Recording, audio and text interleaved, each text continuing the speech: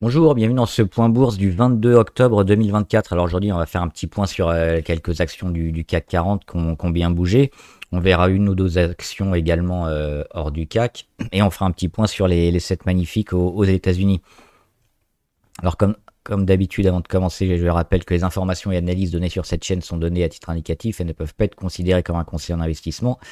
L'investissement boursier risqué et vous êtes responsable de tous les investissements que vous faites. Alors un CAC toujours porté par les résultats qui arrivent et qui est plutôt stable, on le voit, mais avec des grosses disparités.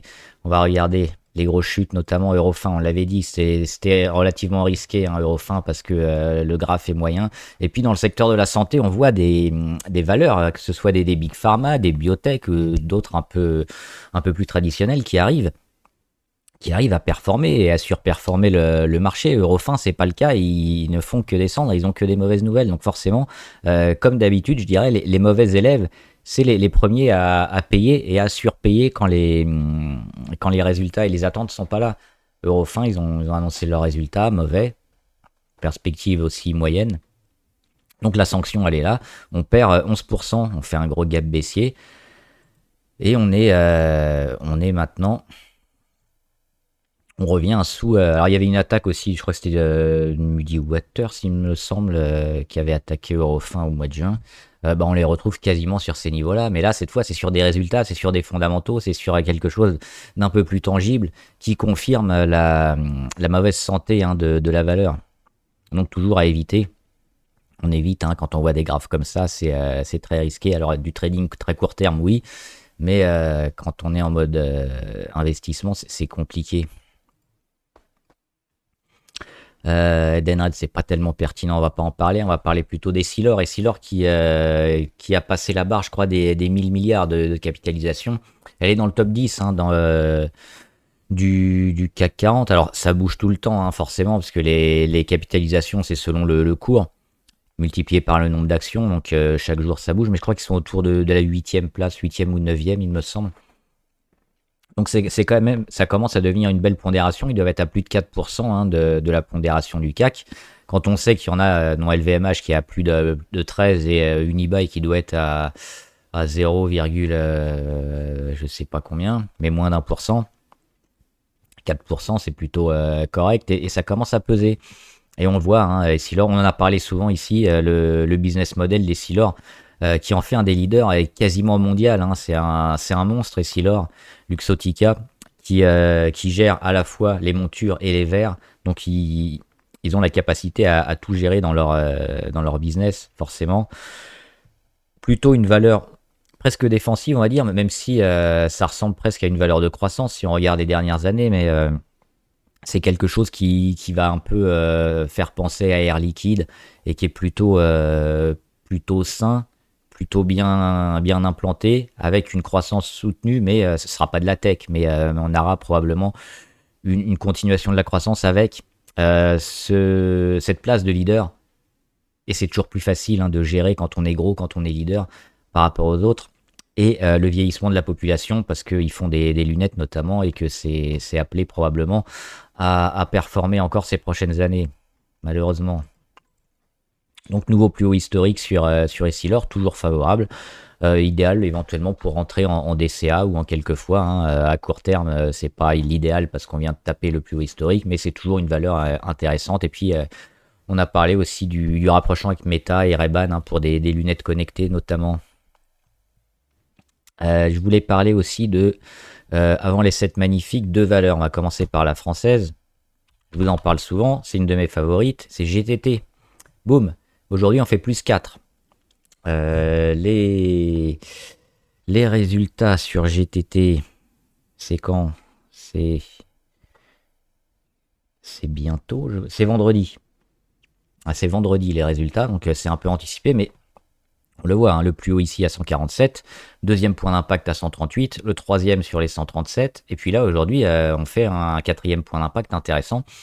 Peut-être anticipé à ce stade, mais pour moi c'est toujours à acheter, hein. GTT, c'est pareil, c'est les leaders. Ils ont de la technologie sur les méthaniers et les cuves de méthaniers, notamment pour le transport de gaz. Ils sont au-dessus. Ils ont un carnet de commandes. c'est pire qu'Airbus, je crois. Enfin, c'est monstrueux. Donc oui, il faut acheter. Acheter à 120, acheter à 130, acheter à 140, GTT, ça va probablement monter. Là aussi, c'est pas de la tech, ça fera pas du x2, quoique, hein, quand on voit qu'on était pas loin des 120 et que les 150 sont que là. Très belle valeur aussi à acheter. On aura certainement la confirmation vendredi, hein. Je serais très surpris que vendredi les résultats soient vendus. Si c'est le cas, il faudra les acheter évidemment parce que, à moins qu'ils annoncent une catastrophe, mais il y a peu de chance, tous les replis sont bons à prendre sur GTT. Et puis on parlait des minières aussi, on va juste regarder quelques minières. Euh, alors là, il y a pas mal de verre, c'est notamment avec l'or, hein, qui est toujours sur ses plus hauts. Il n'y a pas que l'or, hein, sur les minières, on parlait d'Eramet. Alors Eramet, ils se sont pris un coup dans le museau là dernièrement. On attend un peu la reprise sur les minières un peu plus globales, hein, sur le schiste, la bauxite, etc. Les autres métaux un peu moins précieux. Et on a également Imerys, qui est sur support. Là, Imerys, on attend qu'il reparte. Pour l'instant, c'est pas le cas, mais il résiste. Et toutes ces minières-là aussi sont intéressantes. Et ça peut faire penser aussi à la ruée vers l'or qu'on a eue en 1849 à peu près aux États-Unis et notamment à San Francisco, où la plupart des... Alors à l'époque, c'était pas aussi développé que ça, c'était un peu des, euh, des auto-entrepreneurs, si on veut. C'était des personnes seules ou alors un petit groupe de personnes qui allaient miner. Et la plupart des fortunes qui se sont faites sur la ruée vers l'or, c'était pas les mineurs, c'était justement ceux éventuellement qui avaient les terrains qui vendaient, mais c'était pas encore eux les plus forts, c'était principalement les vendeurs de pelles, les vendeurs de pioches, qui allaient sur les bateaux quand ils accostaient, qui achetaient tout à un prix beaucoup plus important. Alors, quand le bateau voyait ça, il était content, il vendait. Et puis, quand il fallait les racheter, le prix était multiplié par 10 ou 20. Et ils avaient le monopole sur les pelles, les pioches, les cordes, etc. Donc, tout ce qu'il faut pour à l'époque, essayer de trouver de l'or.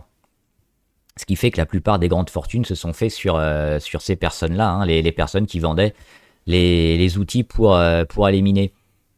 Là aussi, sur la mine, c'est plutôt favorable parce qu'on a vu, hein, que le prix des métaux est en hausse. Donc on a pas mal de minières qui vont progresser. On peut aussi avoir dans le même esprit, hein, de quoi ont besoin les mineurs. C'est des outils pour miner. Et on pense aussi à Caterpillar. Alors Caterpillar qui s'en est plutôt bien sorti, c'est notamment dû, entre autres, hein, parce qu'ils ont beaucoup de construction aussi au centre de données, aux data centers qui sont en train de se développer un peu partout et qui demandent des infrastructures de construction. Tout ce qui est au niveau de la ville aussi, hein, des municipalités. Et on sait que la construction est un peu au ralenti, donc on a quand même un cours sur Caterpillar qui est plutôt très beau. On a un train de dossier qui est certainement pas encore survalorisé parce qu'on a cette construction qui est un peu atone et les minières qui, elles aussi, après un petit boom et un pullback, peuvent repartir, je pense, et repartir de plus belle avec les ventes de ces derniers trimestres où les métaux étaient encore plus élevés. Il pourrait y avoir des nouveaux investissements et par répercussion, qui est-ce qui va en profiter? Par exemple, ce serait Caterpillar, hein. Caterpillar, elle donne du dividende souvent. Elle est largement haussière, elle aussi. On peut la regarder aussi en hebdomadaire. On dirait une tech. Pour le coup, alors là, on est à 50 ou ici en 2016. C'est vrai, c'est pas 2020. Mais quand même, on est à 400 quelques années après. Sur quelque chose qui est quand même plutôt loin de la tech, justement de la construction et de la bourse un peu traditionnelle. Donc oui, Caterpillar, ça peut être intéressant, je pense. Par contre, à court terme, on vient de taper le plus haut. On est un peu haut niveau MACD. Le RSI aussi, on est à taper les 70, on revient. Donc, attendre gentiment le pullback. Là, le travail sur les 377 ou un peu moins, hein, comme on le voit souvent, les supports, on peut les enfoncer un peu, repartir.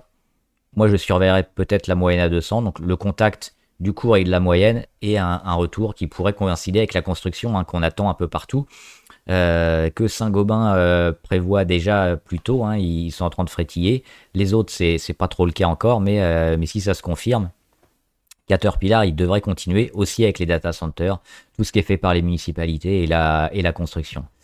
Et enfin, on va regarder rapidement les 7 magnifiques pour voir. Alphabet, le procès sur Alphabet pour l'éventuel démantèlement devrait pas avoir lieu avant début 2025 ou mi-2025. Entre-temps, il va y avoir certainement des arbitrages, des propositions, des contre-propositions. Le but, c'est quoi? C'est d'arrêter un peu le monopole, notamment sur les moteurs de recherche. Est-ce que ça peut être vraiment handicapant pour Google, pour Alphabet? C'est la même.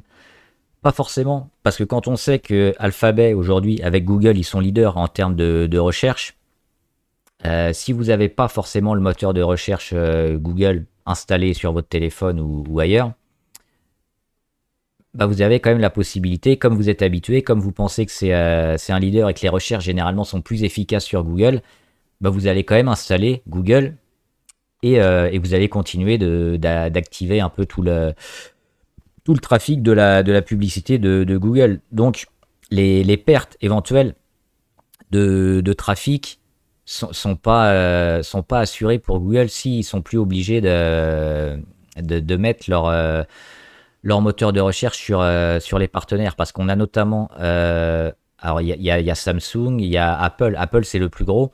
C'est-à-dire que Alphabet, la maison mère de Google, elle paye environ 20 milliards par an à Apple pour qu'Apple intègre Google en moteur de recherche par défaut dans ses téléphones. Ce qui fait que quand vous allez utiliser les services, bah, vous allez passer par Google et donc eux, ils vont récupérer le trafic avec leur publicité à eux, etc. S'il n'y a plus ça, éventuellement, on va pas chercher d'autres...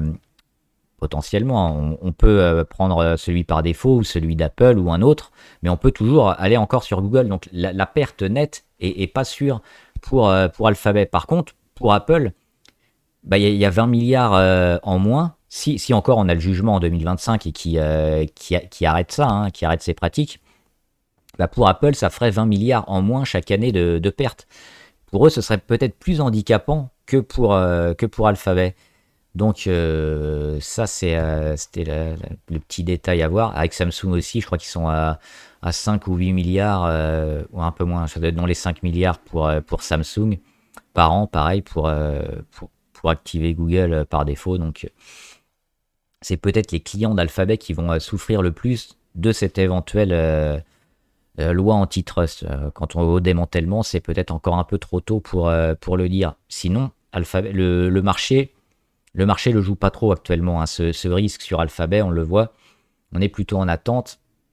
Et moi, je serais plutôt d'avis éventuellement de rejouer Alphabet, peut-être sur un signal intéressant techniquement ou sur une annonce. Amazon, ça fait partie des lourds. Ils ont notamment leur service cloud AWS qui explose et c'est un peu la vache à lait d'Amazon dernièrement, hein. Ils sont partis de la vente et ils ont réussi à gérer notamment les stocks, les systèmes de gestion de stock et d'envoi, etc. Avec le cloud et AWS, c'est devenu quelque chose d'énorme qui leur fait gagner beaucoup d'argent. Ils ont investi également aussi dans l'intelligence artificielle, là aussi, pour améliorer les marges, pour aller rechercher plus de clients. Ça marche énormément et c'est peut-être aussi une des 7 magnifiques la plus intéressante. On a eu le plus haut il y a quelques mois, c'était au mois de juillet. On est en train de consolider gentiment. On a déjà eu, alors c'était sur résultat. Moi j'avais acheté avant et après. Et on est en train de consolider. On va retrouver bientôt les moyennes. Amazon, on voit pas non plus de problèmes arriver sur Amazon, donc c'est plutôt un peu plus sûr éventuellement, hein. Là aussi c'est une belle valeur à voir. Apple, on en a parlé, donc avec le risque. Ils sont quand même bien valorisés, je trouve, alors qu'il y a une baisse des ventes d'iPhone notamment. Techniquement, ça reste intéressant. Maintenant, fondamentalement, il y a pas mal de risques sur Apple, donc j'achèterais pas sur ces niveaux-là. Ça me semble un peu cher. Il y a un petit risque peut-être sur un retour, mais la dynamique semble pas en faveur d'Apple quand même. Donc plutôt inquiet sur Apple, même si techniquement il y a quand même une belle zone de force et surtout le gros support à 200, mais on en est loin maintenant. On est déjà à 235, ça doit faire 17% environ, 18% au-delà du support. Ça me semble pas idéal. Meta Platform aussi intéressant. Alors, ils sont énormément dépendants de la pub eux aussi. Peut-être un peu moins fort hein, qu'Alphabet, mais là aussi, ça reste plutôt intéressant. Euh, c'est assez lié aussi au cycle économique finalement, où quand vous avez un peu d'argent à dépenser, bah, vous allez plutôt plus le dépenser en investissement, en publicité, et donc Meta Platform va le récupérer. En cas de crise, compliqué. Donc là, on arrive peut-être sur un ralentissement. Ils font toujours partie des leaders, donc plutôt à privilégier. Peut-être sur le long terme ou en DCA en plusieurs fois à court terme, ça me semble pas la période idéale, mais ils ont dernièrement annoncé quand même des résultats quand même très favorables, Meta Platform, donc là aussi on est plutôt intéressé, mais on vient de taper encore un plus haut historique. Est-ce que c'est le moment court terme de rentrer? Pas forcément. On en voit aussi que le dividende arrive. Hein. C'était pas le cas ces dernières années. Il a été créé ici début d'année 2024. Donc c'est une valeur maintenant qui donne du dividende. Là aussi, c'est peut-être un souci. On était habitué aux valeurs aux tech, valeurs de croissance qui montaient, mais qui ne donnaient pas de dividende. Est-ce qu'elles vont pas se transformer en valeurs un peu plus value avec des dividendes fréquemment et puis un cours finalement qui va pas faire grand-chose? Moi, ça m'intéresserait moins, mais c'est peut-être ce que va donner et ce qui est l'avenir des grosses tech américaines actuellement. On verra. Microsoft, c'est ma favorite. On revient sur les 429 hein, aujourd'hui. C'est pas encore fermé là, mais on fait un échec. On attend les 430 et le débordement. Microsoft, leader aussi dans l'IA.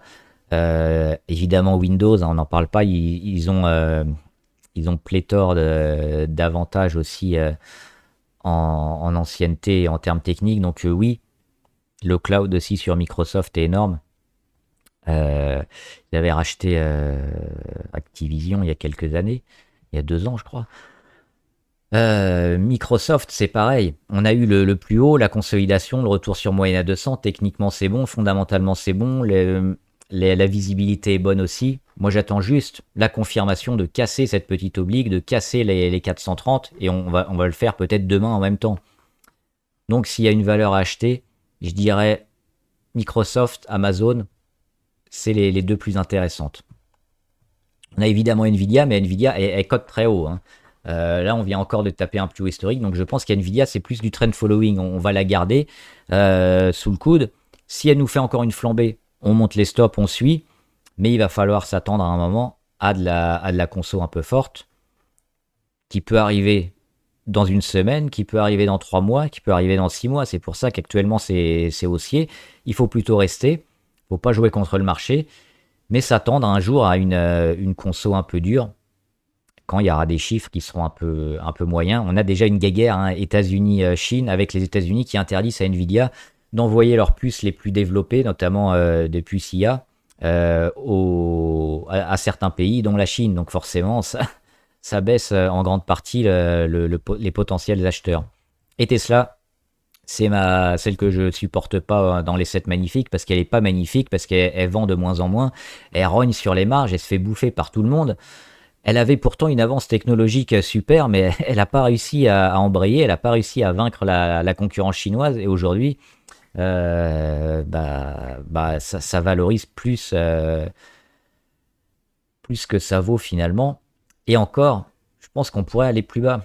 Alors là, 400, on savait. Alors, c'était pas 400 à l'époque. Hein, on a eu des splits, je crois, mais on savait déjà que c'était survalorisé, mais c'était déjà survalorisé sur les 300. Donc, tant que le marché est un peu euphorique, c'est le cas, mais on en est revenu. On a eu cette baisse, on a eu cette prise de conscience sur le marché. Et finalement, on voit que le cours est en train de se stabiliser. Finalement, entre les 110 et les 414, bah, plus ou moins ici, hein, sur les 200, 220, 230. Donc finalement un prix plutôt juste. On va attendre les prochaines nouvelles, les ventes. Mais ce qu'on voit quand même de Tesla, ils ont intérêt à nous sortir une bonne nouvelle, quelque chose d'incroyable, parce que pour l'instant, on va plutôt quand même vers le bas et vers de la baisse, hein, sur Tesla. Alors leur chance, ce sera peut-être les batteries, notamment les durées de vie de batterie, les temps de recharge qui devront être augmentés et réduits pour l'un et pour l'autre. Sinon, ça va être compliqué. Et puis on va faire quelques valeurs abonnées rapidement. Obey. Alors Obey, c'est intéressant. On a cette très longue, ça va faire quoi? Ça va faire un an quasiment. Décembre 2021. On a mis 2 ans et demi pour sortir. On fait un faux départ. Et là, on en est à 2 ans et 9 mois. On recasse. On se met au niveau du support. Alors j'ai mis les 41. On pourrait peut-être les mettre un peu plus bas sur les 37. Mais bon, c'est un ordre d'idée.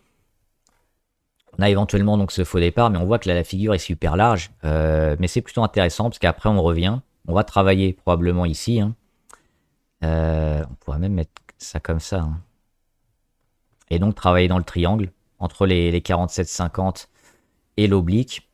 Et à terme, accumuler et repartir vers le haut. Donc là, on est plutôt en phase pour repartir vers le haut. Maintenant, il faut tenir les 41. Il faut aller attaquer les 47 et a priori, sur le long terme, après, il faudra voir les fondamentaux, etc., hein, les nouvelles. Juste un petit point sur le très court terme, la MACD est un peu haute, on est plutôt en phase pour aller retrouver les 41, ce que j'aimerais bien, parce que justement le support, on vient de le casser assez récemment, ce serait bien de revenir le tester, de rebondir, et là, d'acheter Obey, Elior Group. C'est pas mal, Elior. Alors oui, j'avais noté souvent des signaux de vente, parce que, des signaux, Sigal en plus, j'ai oublié un N. Parce que les fondamentaux étaient quand même un peu franchement dégueulasses sur Elior. Ici, donc en 2022-2023. Il faudrait voir en 2024, j'ai pas regardé si la société est moins endettée et va un peu mieux au niveau du résultat net. Apparemment, le marché joue ça, hein, il faudrait que je regarde. Mais oui, parce que grosse résistance et gap cassé, et le gap à 4,29, on est à 4,19. On n'est plus qu'à 10 centimes de combler le gap qui date de février 2022. Donc on est en passe aussi d'acter, hein, ce retournement long terme. Donc là aussi, il faut juste checker les fondamentaux qui étaient horribles il y a 2 ans, et s'ils sont bons, ce serait plutôt intéressant.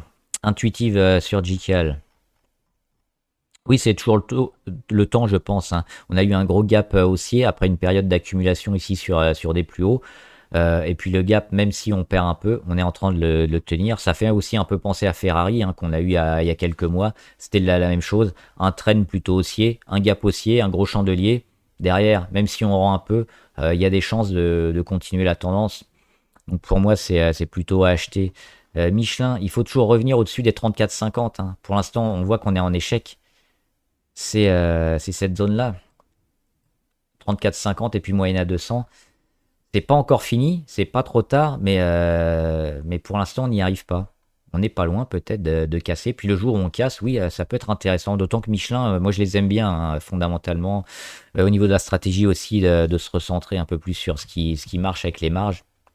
Plutôt favorable. Mais là, il faut attendre. Nemetschek, qu'est-ce que c'est? Domaine de la construction, des logiciels utilisés pour la conception et la gestion de bâtiments. Donc là aussi forcément ce sera boosté par la construction, mais on voit que même sans ça, elle est plutôt favorable. Elle vient de casser un support intermédiaire à 93,50. Elle avait fait quelques échecs, notamment ici, hein, avec un petit faux départ, hop hop. Et puis là, ça y est, c'est cassé, donc oui, l'objectif d'aller taper à nouveau les plus hauts. Et puis, le jour où la construction repart bien, elle devrait en bénéficier forcément. On n'est pas loin, je pense, hein, d'un retour de la construction, surtout avec la baisse des taux, donc à surveiller. Et puis Valeo, Valeo, c'est moyen. On est quand même sur un beau trend baissier. On a cassé le plus bas Covid à 9,59. On l'a recassé à la hausse, mais la pression est toujours baissière. Il n'y a pas assez de volume, je trouve. On a juste cette journée-là. Ah, cette journée-là, elle est pas mal parce que derrière, on va jamais plus bas. Donc il y a une grosse rentrée ici avec beaucoup de volume, et derrière, bah, on est que au-dessus, on revient et on rebondit. Donc on peut se dire que sur ces niveaux-là, les 9,41, c'est peut-être une zone support sur le titre. Donc là, on n'est pas loin du support, mais il y a encore beaucoup de travail, hein. Ça va mettre du temps, ça va se reconstruire. Secteur auto qui souffre. Est-ce que c'est Valeo qui avait fait le... non, c'est Forvia qui avait fait un accord avec BYD, je crois. Donc oui, Valeo, bah, c'est prématuré pour moi de jouer les équipementiers auto tant qu'on n'a pas de retournement sur le secteur auto. Maintenant, on peut toujours essayer de choper des points bas, même si c'est pas le but. Et généralement, on se casse les dents, hein, à chercher les points bas. Il faut plutôt attendre la confirmation et puis la tendance qui se met en place. Voilà, j'espère que la vidéo vous a aidé. N'hésitez pas à me dire en commentaire ce que vous en pensez, les valeurs qui vous intéressent, les questions si vous en avez, j'y répondrai. Bon trade, à plus!